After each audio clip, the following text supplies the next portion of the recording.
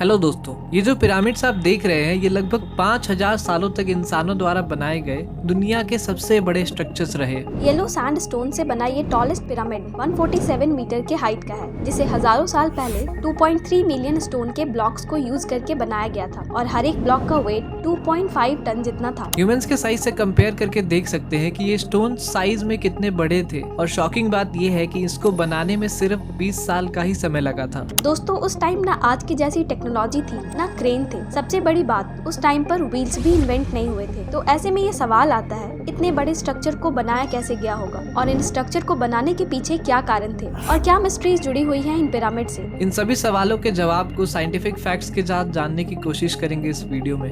Let's start.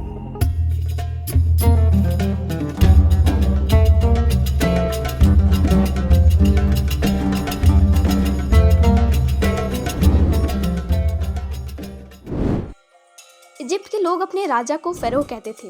In pyramids को फेरो Khufu, खाफरे और मेनकौरे के टॉम्ब्स यानी कि मकबरे की तरह बनाया गया था। साल 2560 बीसी में बनाया गया था खुफू के पिरामिड को, जो सबसे टॉलेस्ट है। इसके बाद इनके बेटे खाफरे ने ये पिरामिड बनवाया था, जो कि दूसरे नंबर पर आता है, और फिर खाफरे के बेटे यानी मेनकौरे ने बनाया था ये पिरामिड। दोस्तों, ऐसे कई से पिरामिड्स बनाए गए थे, लेकिन इतने सालों के बाद आज के टाइम में केवल यही 3 पिरामिड्स हमारे पास बचे हुए हैं। पर इतने बड़े पिरामिड्स को बनाने के पीछे क्या कारण था? असल में इजिप्टियंस आफ्टर लाइफ यानी मरने के बाद की जिंदगी में मानते थे। उनका मानना था कि अच्छे काम करने से वो मरने के बाद भी जिंदा रह सकते हैं, और इसलिए इन पिरामिड्स को बनाया गया था उनके आफ्टर लाइफ की जरूरतों को पूरा करने के लिए। वो इन पिरामिड्स में ज्वेलरी, खाना और कपड़े भी रखते थे ताकि वो आफ्टर लाइफ में काम आ सके। इंडिया के सिनौली में ऐसे बरियल पाए गए हैं जहाँ डेड बॉडीज को कॉपर पॉट्स और चैरियट्स के साथ जमीन में दफनाया गया था। इन 3 पिरामिड्स के अलावा यहाँ पर कई सारे छोटे पिरामिड्स और बरियल्स मौजूद थे, लेकिन डेजर्ट एनवायरनमेंट में वेदरिंग की वजह से ये पूरी तरह से डिस्ट्रॉय हो चुके हैं। ये जो 3 पिरामिड्स अभी भी बचे हुए हैं,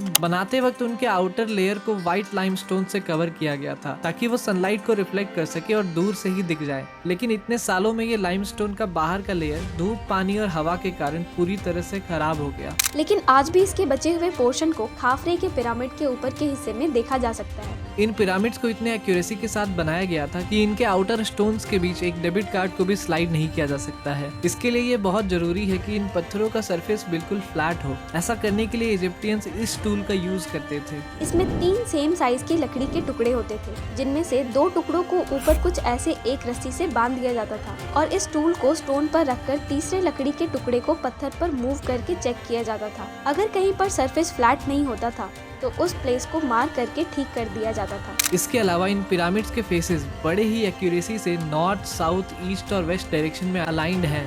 ये इतना एक्यूरेट है कि हमें भी जीपीएस के आने के बाद ही पता चल पाया। ये 98.5% एक्यूरेट है एक्चुअल डायरेक्शंस के कंपैरिजन में।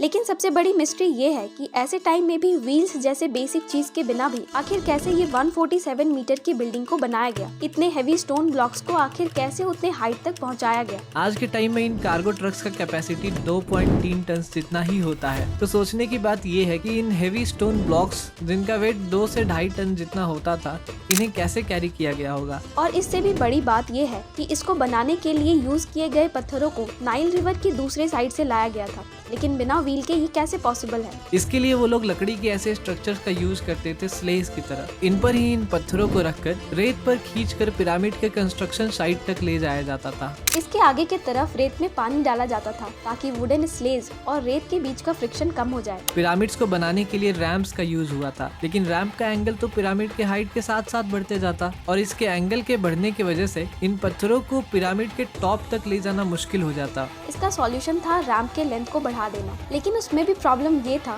कि लंबाई बढ़ाने पर इन रैम्प्स को भी बनाने में काफी टाइम और स्टोन्स का यूज होता। कई इजिप्टोलॉजिस्ट का ये मानना है कि इस पिरामिड को 2 स्टेजेस में कंप्लीट किया गया था। इसके नीचे वाले हिस्से को एक स्ट्रेट रैंप के हेल्प से बनाया गया था और ऊपर वाले हिस्से को एक स्पाइरल रैंप की मदद से बनाया गया था और कंस्ट्रक्शन के बाद इन रैम्प्स को डिस्ट्रॉय कर दिया गया था। इन पिरामिड्स को बनाने वाले लोग बड़े ही स्किल्ड थे और उनके काम करने के लिए प्रॉपर अरेंजमेंट्स भी किए गए थे। 1960s में साइंटिस्ट ने म्योग्राफी टेक्निक का यूज करके ये पता लगाया कि इन पिरामिड्स के अंदर का स्ट्रक्चर कैसा है। इसके अंदर फेरो के रहने के लिए रूम बनाए गए थे जिसे द किंग्स चैम्बर भी कहा जाता है। इस चैम्बर को ग्रेनाइट के पत्थरों से सपोर्ट किया गया था। ग्रेनाइट पत्थर लाइमस्टोन से काफी स्ट्रॉन्ग होता है, इसलिए ये पिरामिड के पत्थरों का वेट इजीली कैरी कर सकता है। अब पिरामिड्स के मिस्ट्रीज को सॉल्व करने के लिए एविडेंसेस इतने कम है कि कई से कॉन्स्पिरेसी थ्योरीज भी सामने आए इनके कंस्ट्रक्शन को लेकर। जैसे कुछ लोगों ने तो ये मान लिया कि एंशिएंट इजिप्टियंस तो इतने एडवांस्ड हो ही नहीं सकते, इन पिरामिड्स को तो एलियंस के द्वारा बनाया गया होगा। ऐसी और भी कई तरह की कॉन्स्पिरेसी थ्योरी उठी उस टाइम पर।